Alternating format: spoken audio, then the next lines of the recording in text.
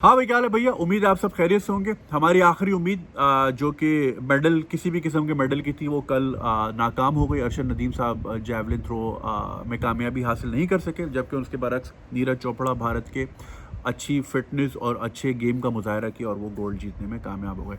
मेरी नज़र में ये मुकाबला बहुत अनइवन था। उसकी वजह ये है कि भाई ये वही बात है कि किसी मल्टीनेशनल कंपनी का दफ्तर हो लाहौर में और वो बोलें जी एक जॉब ओपनिंग है। एक तरफ HSN का पढ़ा हुआ O level A level Cambridge वाला ज़्यादा बच्चा, एक तरफ पीले स्कूल का बच्चा, तो नौकरी किसको मिलेगी भाई, समझ रहे हैं ना। तो ये तो मुकाबला इवन था ही नहीं, उसके बावजूद वो बंदा वहां तक पहुंचा और उसने टफ टाइम दिया। बहुत बड़ी बात। इसकी मिसाल आप नीरज चोपड़ा की इसी ट्वीट से देख लें, जहां वो कह रहे हैं कि 2020 के टोक्यो ओलंपिक्स की तैयारियां बेहतरीन जारी हैं, मुझे किसी किस्म की कोई प्रॉब्लम नहीं हो रही, गवर्नमेंट की तरफ से पूरी सपोर्ट मुझे मिल रही है। साथ ही साथ मैं यूरोप में ट्रेनिंग कर रहा हूँ और इंडियन एम्बेसी ने मेरा बड़ा साथ दिया डिस्पाइट टफ वीज़ा रूल्स। आपको पता ही होगा कि कोविड की वजह से वैसे ही इंडिया पे ज़रा ज़्यादा थी पाबंदियां, उसके बावजूद दे मैनेज, और उसका शाखसाना आपके सामने गोल्ड। इतने लोगों की मेहनत पीछे, गवर्नमेंट की बैकिंग, गोल्ड आ गया। दूसरी तरफ आप ये अरशद नदीम साहब के वालिद साहब का ये पढ़ें ज़रा पैराग्राफ, ये किसी आई थिंक अखबार की कटिंग है, ये इसी तरह मेरे पास आई थी, जहाँ पे वो कह रहे हैं वो खुद मियाँ चुन्नू में एक मजदूर है और कह रहे हैं कि अरशद को पहले क्रिकेटर बनने का शौक था, मेरे कहने पे जैवलिन थ्रोअर बना, और पहले घर के सहन में ये प्रैक्टिस करता था, फिर जो है स्ट्रीट्स पे करने लगा, फिर मेरे पैसों से इसने फिर फिटनेस की मशीनें ली और अपनी जेब से पैसा लगा के कभी मुल्तान, कभी फैसलाबाद, कभी लाहौर मुकाबले के लिए भेजा। गवर्नमेंट ने किसी किस्म की सपोर्ट नहीं की। अब आप खुद अंदाज़ा लगाओ भाई, मियाँ चुन्नू एक मुकाबला है जहाँ पे एक तरफ भारत की पूरी गवर्नमेंट मशीनरी, इंडियन एम्बेसी और दुनिया का बेहतरीन कोच, नीरज का जो कोच है वो वर्ल्ड्स बेस्ट जैवलिन थ्रोअर रहा है। 100 मीटर एक वाहिद आदमी है कि 100 मीटर से ज़्यादा उसका थ्रो गया। उसकी एक बुनियादी वजह ये कि पुराने ज़माने के जैवलिन की सेंटर ऑफ ग्रेविटी डिफरेंट थी, अब उन्होंने पीछे कर दी, तो अब वो 90 से आगे जाता ही नहीं। टेक्निकल बात है, वो छोड़ दें, वो उसका कोच है। तो भाई एक मियाँ चुन्नू के मजदूर ज़्यादा ताकतवर है या पूरी भारत की गवर्नमेंट जिसमें उनका इंडियन एम्बेसीज भी इन्वॉल्व हैं, बेहतरीन कोच है, यूरोप में ट्रेनिंग कर रहा है, कौन जीतेगा? जाहिर है वही जीतेगा, और वो जीता। तो भाई ये सारी चीज़ें हैं। अब दूसरी तरफ एक तनकीद ये चल रही है कि अब चूंकि जगह जगह लिखा आ रहा है जी अरशद नदीम ने दिल जीत लिए, तो कुछ लोग कह रहे हैं जी हमने दिल जीतने के लिए नहीं, मेडल जीतने के लिए भेजा था। अव्वल तो हमने खुद भेजा नहीं, वो तो हमें खुद पता चला, अच्छा फाइनल में आ गया तो हम सारे आ गए जी 5 लाख दूंगा, 10 लाख दूंगा, जीत के आ जा। परसों तक पता ही नहीं था वो आदमी है कौन, ठीक है ना। दूसरी चीज़ ये कि हमने आदतें क्रिकेटर से ख़राब की हैं कि हमने क्रिकेटर्स को बता दिया तुम जीतो या हारो हमें तुमसे प्यार है। जवाद अहमद ने ये गलती कर दी। अब वो कहते हैं यार जब प्यार वैसे ही मिल रहा है तो मेहनत क्यों करें, तो वही हाल है, इंग्लैंड की बी टीम से भी हार जाते हैं, ठीक है ना। तो यार बहुत सारी चीज़ें हैं भाई। अब विकीपीडिया पे ना लिस्ट जो होती है ना, गोल्ड, सिल्वर और ब्रॉन्ज की होती है, दिल जीतने की नहीं होती। हमने अपने पैरामीटर ही इतने लो किए हुए।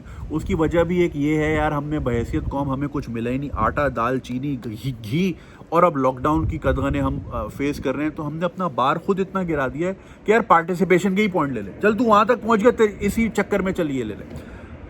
MNA MPA जिसने लेजिस्लेशन करके मुल्क बनाना है, उससे हम गटर लाइनें बनवा रहे होते हैं, और यही वजह है कि आज तक हम गटर लाइनों में ही फंसे हैं, उससे आगे नहीं। हमने अपना बार खुद गिराया हुआ है, क्या करें, हमें कुछ मिला ही नहीं कभी, हमारी खुशियों में गम।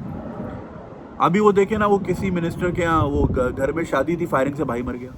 अबे हमारे खुशियों में सोग होता है, कसम खुदा की। तो हमें क्या मिलेगा, हमें डिफीटिस्ट माइंडसेट हमारा बना दिया गया पिछले 20-25 साल से कि चल तू पार्टिसिपेट कर लिया, तू उसी पे तू जीत गया। ऐसा नहीं होना चाहिए भाई, मेडल लेना है। नीरज भी तो देखे ना, दिल जीता लेकिन साथ मेडल भी तो जीता, मेडल चाहिए। अच्छा, एक और तीसरी चीज़, कल से मैं देख रहा हूँ, मतलब मैच से 1-2 दिन पहले से शुरू हो गया था कि जी ये जीत कर आएंगे तो 5 लाख फलाने ब्रांड की तरफ से, 6 लाख उधर से, प्लॉट फलाना दे देगा। अबे भाई अब देख रहे हैं, सेमीफाइनल तक पता ही नहीं था ये आदमी है कौन, फाइनल तक पहुंचा तो सबके कान खड़े हो गए कि अब ये जीत के आएगा ताकि हमारी कंपनी का नाम इसके साथ लग जाए, हमारा उसके साथ लग जाए। जब वो ट्रेनिंग कर रहा था तब गायब थे, तब नहीं देना। अच्छा अगर नहीं भी जीता तो भी दे दो भाई, पहुंचा दो ना वहां तक, ताकि वो पैसा लेके वो बेचारा अपनी मशीन और अच्छी मशीन ले ले, थोड़ा थ्रो उसका अच्छा हो जाएगा, थोड़े डोले वोले अच्छे हो जाएंगे, थोड़ा खिलाई पिलाई अच्छी हो जाएगी, उस पर दे दो। यार मुझे तो ना ये लगता है कि ना ये भी बेड़ा फिर हम खुद ही उठा लेते हैं। जिस तरह हम अपने शहरों में कैंसर अस्पताल भी आवामी चला रही है, एदी छिपा एम्बुलेंस आवामी चला रही, गवर्नमेंट ने तो नहीं दी ना आज तक, और डायलिसिस सेंटर हो गया SIUT का, सिटीजन फाउंडेशन के 1500 स्कूल हो गए, अखूद फाउंडेशन की बेपना चैरिटेबल वर्क्स हो गए, तो वो सब आवाम ही कर रही है।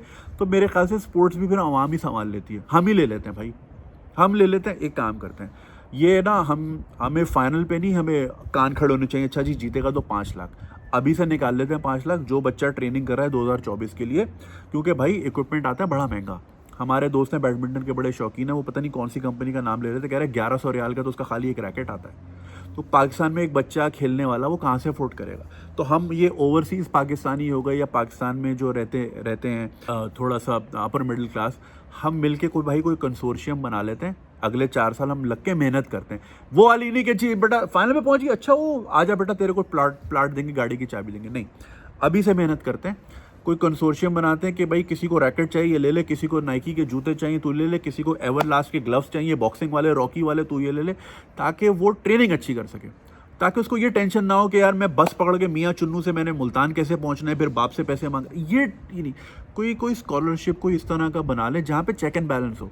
इमदाद नहीं करनी, चैरिटी नहीं है ये कि बेटा ये ले अब तू खेल, चेक एंड बैलेंस भी रखना है। जिस तरह अपने कारोबार, जिस तरह जुनेद साहब वीडियो के बाद देखते हैं ना कितने व्यूज़ आए और फिर फ़ोन करते हैं, एडिटर को चेक करते हैं, इसी तरह इस पर भी हमने चेक्स लगाने के बेटा तेरी खिलाई पिलाई हम कर रहे हैं, रिजल्ट कहाँ है, एशियन गेम्स में क्या तेरी पोजीशन है, फलाने गेम्स में क्या पोजीशन है, तुझे क्या चाहिए।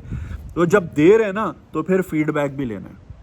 भाई हम ही चला लेते हैं मिलके, कसम खुदा की थोड़ी सी लग के मेहनत करते हैं ना, अगर इसको हम इबादत के तौर पे ही समझ लो यार। एक तो हमें हर चीज़ में जन्नत ही ढूंढते, चलो इसको इसी तरह देख लो यार, कम से कम मुल्क का नाम रोशन होगा, इज्जत बढ़ेगी मुल्क की ना।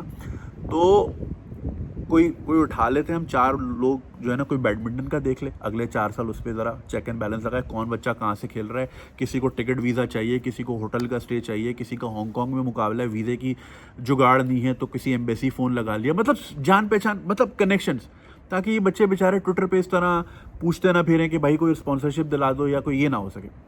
हम खुद ही कर लेते हैं भाई, क्योंकि यार हमने हर चीज़ दे दी रिटायर्ड लोगों के हाथों में, जिसके नाम के शुरू में ही रिटायर्ड लगा हुआ है, तो उसने क्या एक्टिव आपको परफॉर्मेंस देनी है, उसने रिटायर्ड परफॉर्मेंस ही देनी हो आपके सामने। तो भाई खुद ही कर लेते हैं यार, खुद ही संभाल लेते हैं। फिर ये आके फ़ोटो सेशन करा लें, गोल्ड वोल्ड जो भी मिल जाएगा आके खुद ही करा लें। अल्लाह खैर सल्ला, अल्लाह देख रहा है, हमारा जो भी होगा, हमें मेडल वेडल नहीं चाहिए भाई, ना मुझे अपनी कोई मशहूरी चाहिए कंपनी की। हम चाह रहे हैं यार मुल्क का नाम कहीं तो आए यार।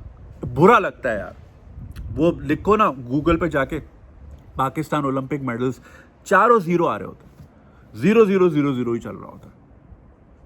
एक भाई ने पिछली वीडियो पे बोला कि नहीं जी तो गुर्बत से रिलेटेड है, गरीब मुल्क है नहीं। अबे तो कीनिया, बारबाडोस, वो कैसे 6-6 लेके जा रहे हैं, वो हमसे गरीब मुल्क हैं भाई, कुछ मुल्क, सारे नहीं।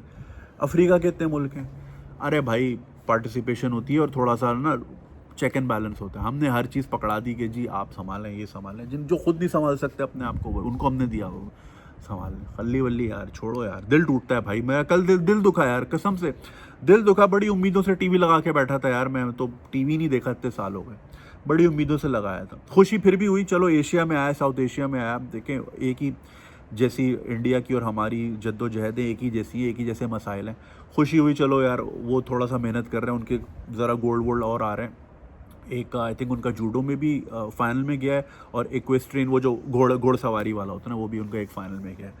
अच्छी बात है, चलो उनको हम वैसे तो नहीं करते, लेकिन उनकी देखा देखी शायद हम थोड़ी और मेहनत कर लें। अच्छा इंडिया तो मतलब वो राइवलरी पॉजिटिवली चैनल कर लें यार।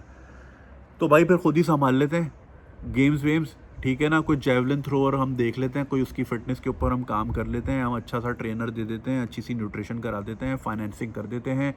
3-4 साल की बात है, वैसे ही हम इतना इधर उधर दे देते हैं, किसी काम की चीज़ को दे दो, ठीक है, कम से कम मेडल तो आएगा, खुशी तो होगी भाई, मुल्क का नाम कहीं तो आएगा। अब देखें वो इंडिया की पोजीशन सिर्फ गोल्ड की वजह से 30 पोजीशन ऊपर हो गई, क्योंकि जो ओलंपिक्स की पोजीशन होती है, जितने ज़्यादा गोल्ड हो वो पर, फिर जितने ज़्यादा सिल्वर हो फिर ब्रॉन्ज, इस तरह होता है ना।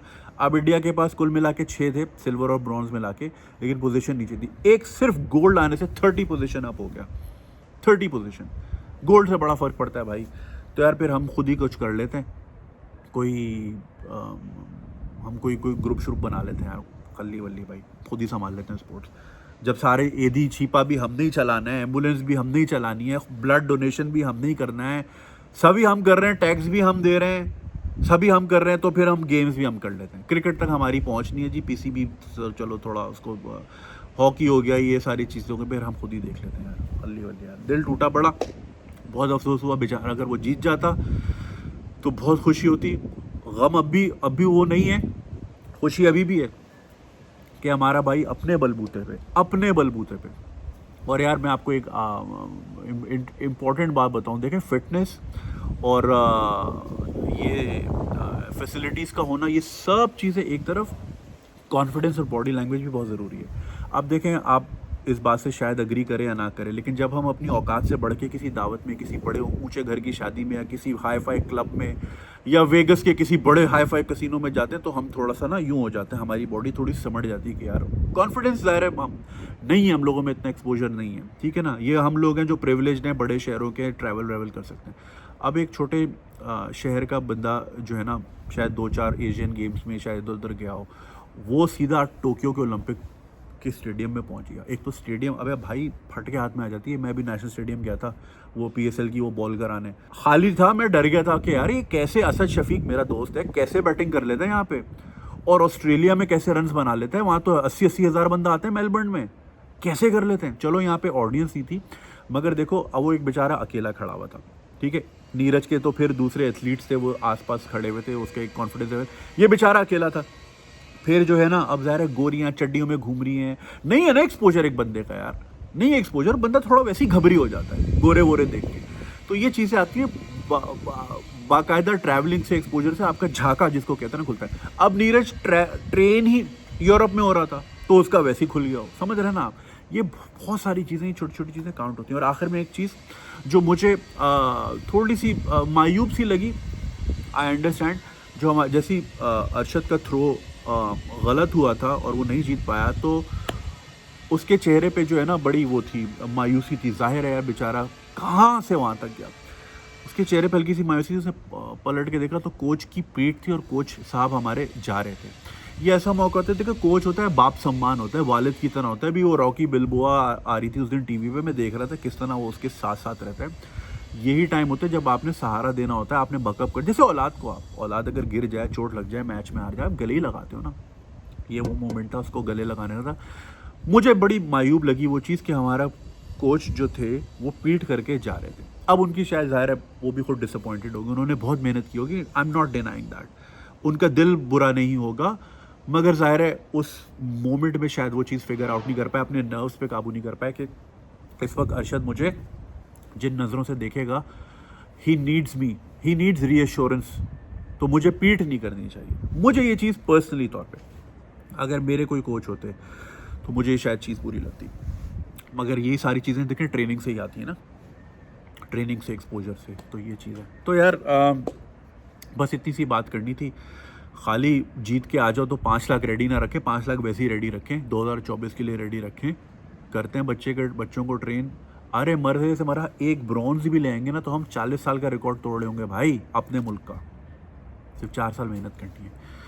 तो देखें भाई, खुद ही कुछ कर लेते हैं, हर चीज़ गवर्नमेंट पे ना डालें। गवर्नमेंट को तो कुछ नहीं पता भाई, वो तो कूड़ा नहीं उठा सकती, वो बेड़ा क्या उठाएगी किसी चीज़ का, तो कूड़ा नहीं उठा सकती। खैर चलें, लंबी कैसेट चल के इंशाल्लाह दोबारा, ये देखो बवो हो गया यहाँ से भी, वो भी कह रहा है बंद करो। चलें इंशाल्लाह दोबारा मुलाकात होती है। अस्सलाम वालेकुम।